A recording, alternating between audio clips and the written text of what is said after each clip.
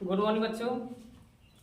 अपना YouTube channel Rohit sir biology में आप लोग का जो है स्वागत करते हैं। जो है मैं पवन सर मैथ जो है देखिए आज आपको जो है रैखिक समीकरण कक्षा 10 का मैथ रैखिक समीकरण लेकर आए हैं।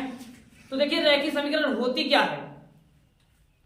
रैखिक समीकरण रैखिक मतलब होता है कि जिस की भी पावर एक हो उसे बोलते हैं रैखिक। और समीकरण का मतलब होता है कि जो x और y दोनों एक दूसरे के साथ जुड़े या घटे हो, यानी एक दूसरे के साथ कंबाइन रिलेशन बनाते हैं, तो वो हमारा जो है मतलब वो समीकरण कहलाता है। अर्थात जो है कि रैखिक समीकरण यानी जिसको बोलते हैं लीनियर इक्वेशन। लीनियर माना होता है एक और समीकरण माना होता है जो x और y दोनों से मिलकर बनता है उसे समीकरण कहते हैं। तो अर्थात हमको वही समीकरण आज अध्ययन करना है जिससे के पी पावर एक हो। अच्छा, उसे को पढ़ने से पहले हम लोग ये जानना चाहते मतलब हम आप लोग को ये बताना चाहते हैं कि चर क्या होता है, अचर क्या होता है। देखिए हमारे पास दो संख्या, एक चर होता है एक अचर होता है। देखिए चर मतलब होता है कि जो अपना मान निरंतर बदलता रहता है। जैसे देखिए अगर हमने कोई समीकरण लिख दिए 2x + 3y बराबर क्या लिख दिए 4 लिख दिए, और अगर हम ये दो लिख दिए 3x + 4y बराबर क्या 5 लिख दिए। अगर हम ये दो इक्वेशन दे दिए तो इन दोनों इक्वेशन में देखिए किसका वैल्यू ज्ञात मतलब किसका मान ज्ञात करेंगे, तो अर्थात जिसका मान हम ज्ञात करेंगे वही हमारा चर कहलाता है। यानी मतलब जैसे अगर हमने इसमें देखिए अगर x और y का मान ज्ञात करेंगे तो x y को क्या कहेंगे चर। यानी x y का मान हम देखिए निरंतर बदल रहे हैं। अगर x का मान ज्ञात करेंगे फिर x का मान हम किसी एक में रखेंगे, यानी x का मान हमने बदला नहीं, यानी x का मान हमने क्या किसी एक में रखा, यानी अगर x का मान किसी एक में रखेंगे तो y का मान निकल जाएगा। तो अर्थात अगर x का मान हम बदलेंगे तो y का मान मिलेगा, y का मान बदलेंगे x का मान मिलेगा। अर्थात जिसका मान हम लोग निरंतर बदलते रहते हैं उसे चर कहते हैं, और जिसका मान बदलता नहीं है उसे क्या बोलते हैं अचर कहते हैं। राइट। अब देखिए तो आपका लेसन का नाम है रैखिक समीकरण। तो पूरा नाम है दो चरों वाला रैखिक समीकरण। दो चरों वाला, देखिए इसका नाम पहले सुनिए, दो चरों वाला रैखिक समीकरण। अच्छा, दो चरों वाला मतलब देखिए एक चर x हो गया और दूसरा चर y हो गया। अर्थात आप ऐसा समीकरण पढ़ेंगे जिसमें आप x और y सिर्फ आपको दो ही चर दिखेगा x और y, इसी को बोलते हैं दो चर। देखिए दो चरों वाला रैखिक समीकरण। रैखिक माने इस चर की पावर कितना होगा एक होगा, यानी इस चर की पावर कितना होगा एक होगा और इस चर की पावर कितना होगा एक होगा। जब घात जो है एक है तो उसे हम लोग क्या नाम दिए रैखिक। क्या नाम दिए रैखिक। और ये देखिए एक चर यहाँ पे है एक चर यहाँ पे, यहाँ हमको दिख रहा है दो चर। क्या दिख रहा है दो चर, और यहाँ एक घात है इसलिए क्या इसको रैखिक। अगर इसी को हम बीच में प्लस कर दें और बराबर कुछ कोई कांस्टेंट छोड़ दें हमने 3 कर दे तब इसे बोलेंगे क्या दो देखिए दो मतलब दो चरों वाला रैखिक वाला एक घात दो चरों वाला रैखिक और पूरे का क्या बोलेंगे समीकरण बोलेंगे। इसी को बोलते हैं दो चरों वाला रैखिक समीकरण। दो चर मतलब कि ऐसा समीकरण जिसमें आपको सिर्फ दो चर दिखाई देगा, और ऐसा समीकरण जिसकी एक घात होगा, और ऐसा समीकरण जो प्लस या माइनस से क्या होगा जुड़ा रहेगा या क्या रहेगा घटा रहेगा। ठीक है, इसे हम लोग क्या बोलते हैं दो चरों वाला रैखिक समीकरण। अच्छा, इसमें हमको अध्ययन क्या करना है बच्चों, देखिए इसमें हमको पढ़ना है कि आपको 3 चीज पढ़ना है। एक होता है इसको हल कैसे करेंगे, एक होता है विलोपन विधि, एक होता है प्रतिस्थापन विधि, और तीसरा क्या होता है वज्र। तो इस बार टॉपिक में जो है वज्र को हटा दिया गया है, यानी आपको सिर्फ जो है विलोपन अध्ययन करना है और प्रतिस्थापन, और वज्र को तो हटा दिया गया है, लेकिन वज्र का भी हम बताएंगे आपको। ठीक है, चलिए तो पहला आपको शुरू करते हैं विलोपन विधि।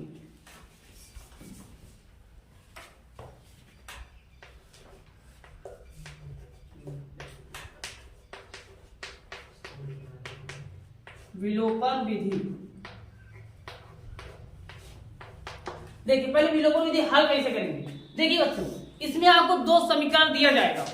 कितना समीकरण दो समीकरण। देखिए दो समीकरण ज्यादा नहीं दिया जाएगा क्योंकि आपको पढ़ ही रहे हैं दो चरों वाला रैखिक समीकरण। तो देखिए दो समीकरण दिया जाएगा तो आपको दो चर दिखाई देगा, एक x दिखाई देगा एक y दिखाई देगा। तो आप इसको हल कैसे करेंगे, तो पहले हम क्या करेंगे किसी एक मतलब इससे चाहे x को देखिए और चाहे y को देखिए। पहले हम या तो x को बराबर करेंगे चाहे तो y को बराबर करेंगे। और देखिए x को बराबर कैसे करेंगे, तो आप ये आपके ऊपर निर्भर है, चाहे आप x को बराबर करिए चाहे y को।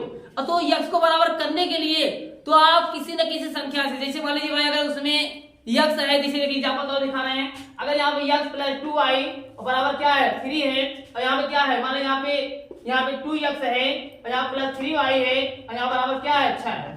अब इसी को हमको क्या करना है, विलोपन विधि द्वारा हल करना है।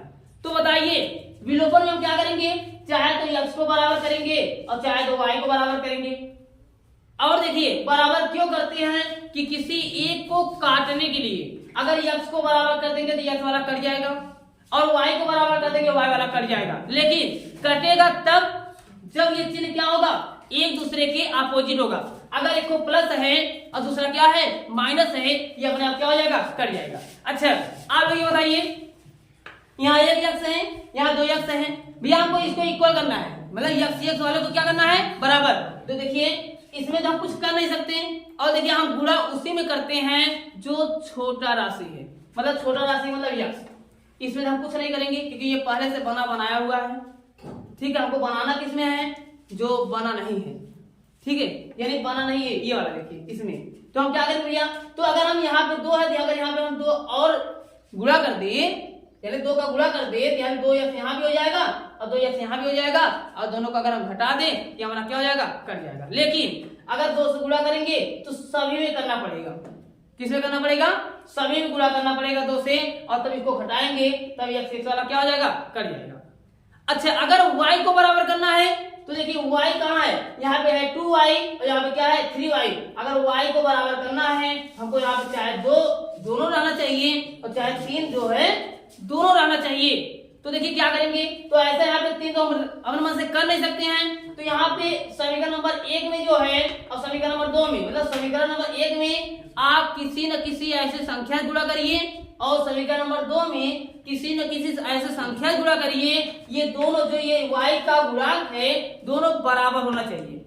अच्छा अगर हम समीकरण नंबर 1 में 3 से गुणा कर दें कितना होगा, 3 दूनी 6 हो जाएगा, और समीकरण नंबर 2 में अगर 2 से गुणा कर दे 3 दूनी 6 हो जाएगा। ये देखिए 6y तब जाके अगर हम घटा देंगे तब ये क्या होगा, ये हमारा योग जो है कट जाएगा। ठीक है, यानी अगर y का मान कट जाएगा तो x का मान ज्ञात होगा, और अगर x का मान कट जाएगा तो y का मान हमको ज्ञात करना है। ठीक है, तो चलिए हम एक एग्जांपल के माध्यम से आपको समझाते हैं। और देखिए इसमें जो है प्रतिस्थापन और विलोपन, इसमें का जो है एक सवाल 80% एक सवाल आपका आएगा तो 100%, लेकिन भैया हम 100% तो कह नहीं सकते, क्योंकि अगर इतना बड़ा हम जानकार होते तो अब शायद अब तक जो है पेपर अभी बनाते, इतना बड़े जानकार है नहीं जो है फिलहाल, तो हम 80% टारगेट कर सकते हैं।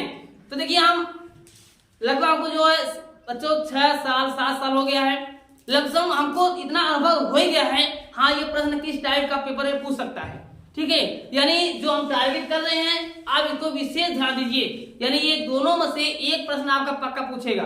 ठीक है, तो चलिए एक एग्जांपल के माध्यम आपको समझाते हैं।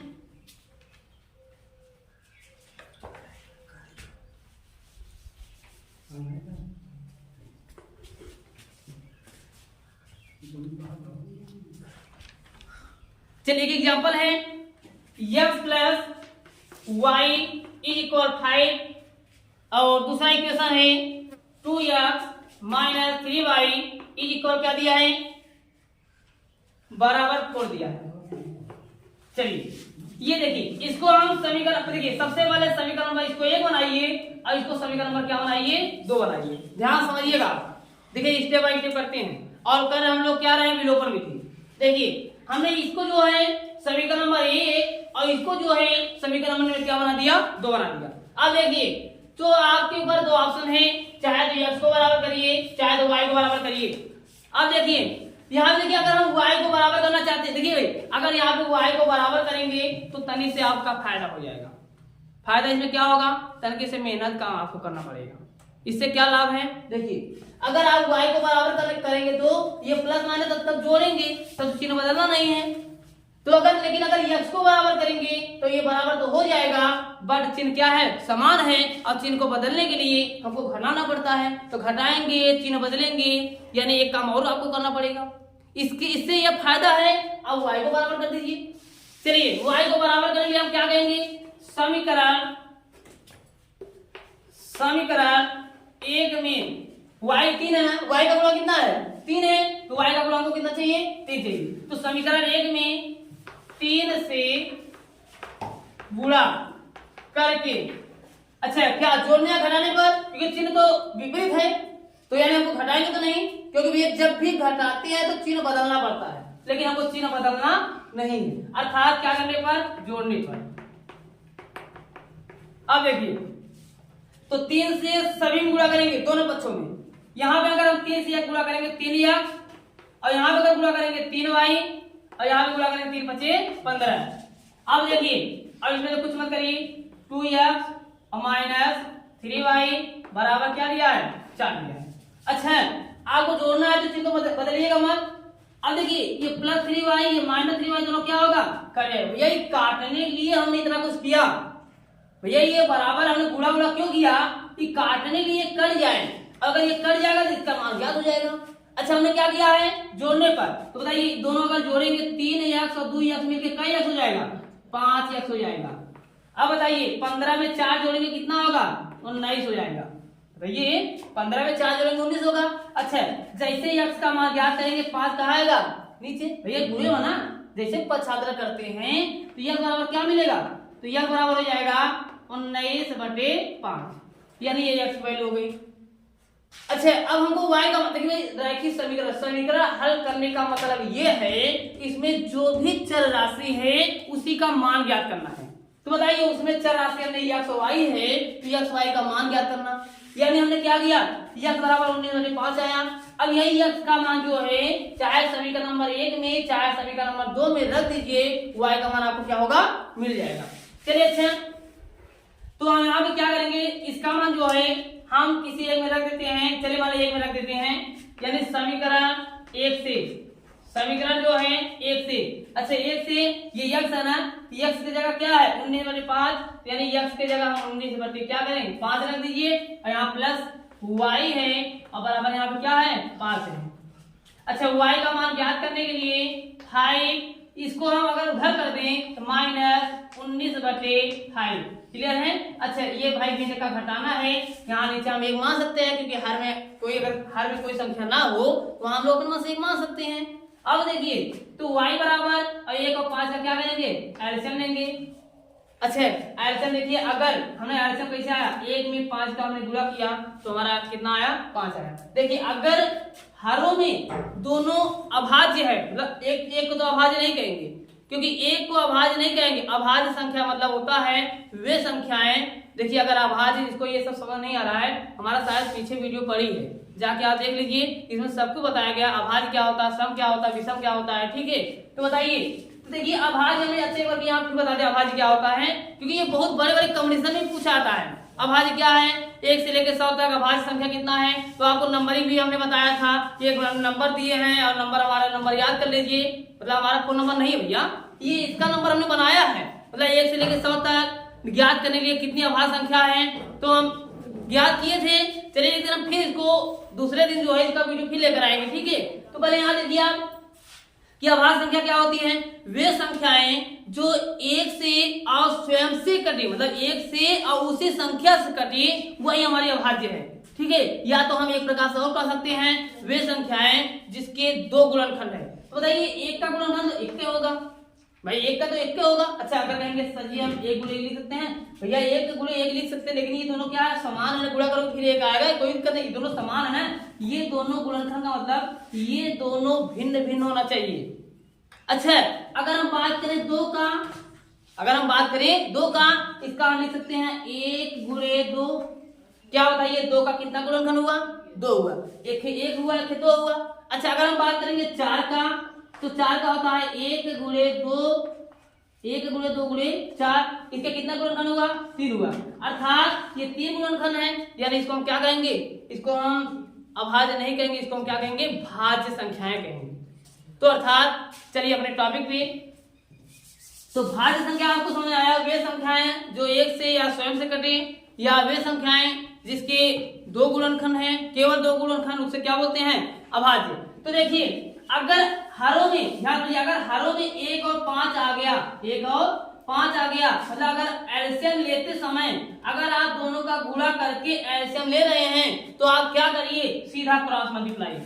ये आपका रूल है, एकदम सटीक तरीका है। मतलब हमने क्या बताया, एक प्रकार ये कर सकते हैं कि नीचे अगर दोनों संख्याएं भिन्न भिन्न है और एलसीएम लेते समय दोनों का गुणा करना पड़ रहा है, मतलब अगर गुणा करके एलसीएम ले रहे हैं तो सीधा क्या करिए, क्रॉस मल्टीप्लाई। तो बताइए 5 का गुणा 25, बीच में माइनस, ठीक है। अब देखिए भाई 19 में का गुणा 19, यानी यहाँ पे क्या मिलेगा जो है y बराबर, ये देखिए घटाएंगे 15 में 9 हो गए 6, यहाँ 1 बचेगा, यानी 1 बचेगा 6 बटे क्या 5, यानी जो है y का मान 6/5 और x का मान जो है 19/5। अच्छा है, तो इसे मान लेगा, ये पेपर में आ गया, आप कितना निकाल दिए। कैसे पता करेंगे ये हमारा सवाल सही है? तो देखिए इसको पता करने के लिए ये जो x का वैल्यू है और जो y की वैल्यू है, दोनों का मान चाहे समीकरण नंबर 1 में और चाहे समीकरण नंबर 2 में रख दीजिए। अगर समीकरण नंबर 1 में रखते हैं तो ये x का मान रखेंगे, y का मान रखेंगे, अगर इसके बराबर 5 आ गया यानी हमारा सवाल सही। मतलब दोनों बराबर आना चाहिए भैया, कि बराबर है, बराबर उधर साइड अगर हल करेंगे कितना है 5 ही आना चाहिए, बराबर उधर अगर हल करेंगे इसको कितना आना चाहिए 4 आना चाहिए। यानी अगर दोनों आपका दोनों पक्ष बराबर आ रहा है, ये हमारा क्या है सवाल सही, ठीक है। चलिए हम एक सवाल आपको एक समीकरण के लिए हम आपको दिखा रहे हैं बराबर करके।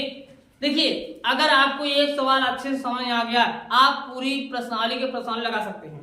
इसलिए देखिए एक सवाल बताने में हमको टाइम, आपको समझाने में इसीलिए टाइम लग रहा है। हम सोच रहे हैं कि आपको एक सवाल बताएं तो ठोस रहे, आपके मतलब एकदम पूरी तरह से आपको समझ आ जानी चाहिए। और आपको एक सवाल आप देख लीजिए, ये हमारा सवाल देख लीजिए और उसके बाद प्रश्न लगाइए। यदि कोई परेशानी आ जाए तो आप यहाँ से फिर कहिए पुनः, ठीक है। इसलिए देखिए एक सवाल पर विशेष ध्यान दीजिए जो बता रहे हैं। अच्छा यहाँ देखिए, अगर ये समीकरण 1 का बात करें, भाई हमारा सवाल सही है गलत है अभी हम भी तो नहीं कर सकते, जब हम भी हल करेंगे तभी कहेंगे। चलिए x का मान कितना है 19/5, यहाँ बीच में प्लस, y का मान कितना है 6/5 और बराबर क्या है 5 तो आपको लाना है। अच्छा देखिए ये तो छोटी छोटी चीज आप तो जानते होंगे, शायद हमको लग रहा है। देखिए ये हर समान है और जब हर समान है तो हरों का एलसीएम लेते समय हरों का ले समान वाला, क्लियर। अब देखिए जब ये दोनों समान है तो अंश वाला अपने आप क्या होगा उतर जाएगा, यानी यहाँ मिलेगा 19 + 6, ठीक है, बराबर ये 5 को लाना ही है। तो 19 में 6 जोड़ेंगे, 19 से 20 5 25 और बटे कितना 5, बराबर हमको 5 लाना ही है। 5 बचे 25 यानी 5 बराबर 5, देखिए बराबर आया। अगर दोनों बराबर आ जा रहा है यानी ये सवाल हमारा क्या है सही है। और अगर ये सवाल का मान अगर इसमें भी रखोगे ना तो 4 ही आएगा, यानी ये सवाल हमारा क्या है करेक्ट, ठीक है। तो आप लोग इसकी स्टार्टिंग को ले लीजिए। तो अगला सवाल फिर देखते हैं जो एक, चलिए एक सवाल और इसमें लगवा लेते हैं विलोपन विधि का।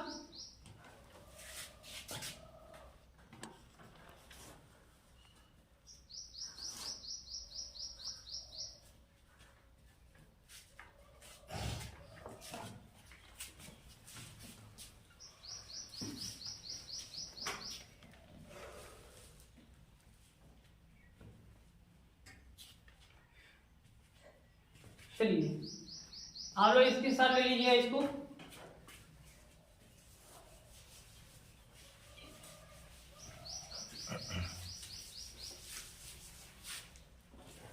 चलिए इसका एक सेकेंड सवाल लगाते हैं भैया। आप लोग को जो भी डाउट होगा उस डाउट को क्लियर कर लीजिए आप लोग। चलिए 1/x थोड़ा दूसरे टाइप का है प्लस 5/y बराबर 2 और लिखा है यहाँ पे तथा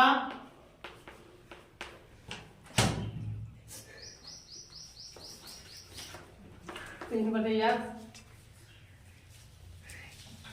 प्लस 10/y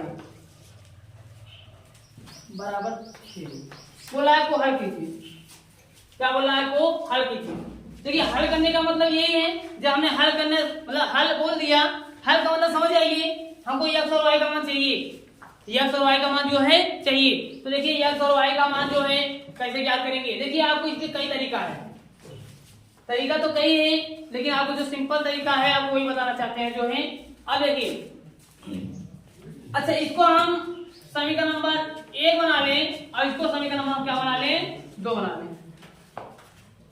किसी को परेशानी हमको लग रहा नहीं होगा ना, कि भैया हमने कुछ किया नहीं, हमने इसको जो है 1 बना लिया, इसको क्या बना लिया? 2। अब देखिए यहाँ पे भाई, तो यहाँ पे क्या है? 1/x है। अच्छा हम किसको बराबर करेंगे? अच्छा यहाँ दोनों प्लस दिया है, चाहे आप दोनों में से किसी को बराबर करिए, चाहे x को बराबर करिए चाहे y को। अच्छा बताइए, अगर आप x को बराबर करना चाह रहे हैं तो नीचे नीचे x है, ऊपर 1 है, ऊपर क्या है? 3 है। अगर हम यहाँ पे 3 मतलब अगर यहाँ पे 3/x हो जाए तो तुम्हारा काम बन सकता है। तो 3/x आएगा कैसे? हम इसमें जो है पूरे इक्वेशन में 3 से क्या करेंगे? गुणा करेंगे। क्या करेंगे? 3 से गुणा करेंगे। तो देखिए जब 3 से गुणा करेंगे, अच्छा x बराबर होगा, लेकिन जब y बराबर होगा, जब y बराबर होगा, y को बराबर करना चाहते हैं, यहाँ 5 है, यहाँ पे क्या है? 10। अगर इसमें हम 2 से गुणा कर दें, 5 दूनी 10, 10 बराबर होगा। तो इसमें आप चाहे x को करिए चाहे y को करिए, इससे कोई दिक्कत, क्योंकि माइनस तो है नहीं, इससे कोई परेशानी नहीं है। ठीक है, चलिए तो समीकरण 1 में इसे यहाँ देखिए 3 या 3 से गुणा करके, जो मतलब क्या घटाने पर, क्योंकि माइनस नहीं है कहीं, घटाने पर मतलब समीकरण 1 में 3 से गुणा करके क्या करने पर? घटाने पर। चलिए पहले 3 से गुणा करते हैं। इसमें देखिए गुणा करेंगे जब भी आंसर करेंगे, 3 का नाम 3/x प्लस 3 बचे 15/y बराबर 3 दूनी 6। चलिए दूसरे वाले में करिए। अच्छा दूसरा में गुणा नहीं करना, उतार नहीं, 3/x प्लस 10/y बराबर 3। क्या करना है? घटाना है। तो चिन्ह बदल दीजिए, जहां प्लस वहां माइनस, जहां माइनस वहां पे प्लस। ये प्लस है तो माइनस, ये प्लस है तो माइनस, ये प्लस तो देखिए क्या ये बराबर दिख रहा है? कैसे? अब देखिए यहाँ देखिए 15/y 10/y को घटाना है, y समान है, 15 में से 10 गए 5, यानी 5/y। क्या मिलेगा भैया? 5/y। देखिए अगर आपको नहीं समझ आ रहा है इसको इस प्रकार लिखिए, 15/y और माइनस 10/y। बताइए y समान है, 15 में से 10 गए 5, यानी 5/y। अच्छा प्लस 5/y बराबर, अब देखिए 6 में से 3 गए 3, और नीचे आप 1 मान सकते हैं। अब देखिए इसको हल करेंगे, 3 का गुणा y में 3y, अब देखिए 5 का गुणा 1 में 5, और यहाँ y का मान ज्ञात करेंगे जो है 5/, क्या मिलेगा? 3, यानी y का मान मिला 5/3। अब देखिए बच्चों ये y का मान जो है चाहे समीकरण नंबर 1 में और चाहे समीकरण नंबर 2 में कहा रख सकते हैं। ठीक है, चलिए हम समीकरण नंबर 1 में रख देते हैं। तो समीकरण जो है 1 से, अब देखिए क्या दिया है? 1/x, अब देखिए प्लस 5 y है ना, y की जगह क्या रखेंगे? 5/3। ध्यान दीजिएगा 5/3 हो जाएगा और बराबर क्या मिलेगा? 2। अच्छा पहले इसको मल्टीप्लाई से कर दीजिए, 1/x प्लस, अब देखिए बच्चों यहाँ देखिए क्या था? 5/y, यानी 5/y, और ये y जो हर था, हर में अंश हर दोनों आ गया, इसके लिए 3 को हम क्या करेंगे? ऊपर भेजेंगे। जब 3 को ऊपर भेजेंगे तो 3 बचे 15 हो जाएगा, अब इसे क्या मिलेगा? 5 हो जाएगा, और बराबर क्या मिलेगा? 2 हो जाएगा। इसको काट सकते हैं, 5 तिहाई 15, यानी 1/x प्लस 5 तिहाई 15, 3 बचा और बराबर क्या बचा? 2। अब 3 को उधर भेजेंगे, 1/x बराबर, इसको भेजेंगे क्या होगा? 3 को भेजेंगे -1 होगा। देखिए 3 जाएगा -3 और 2 में से 3 के -1।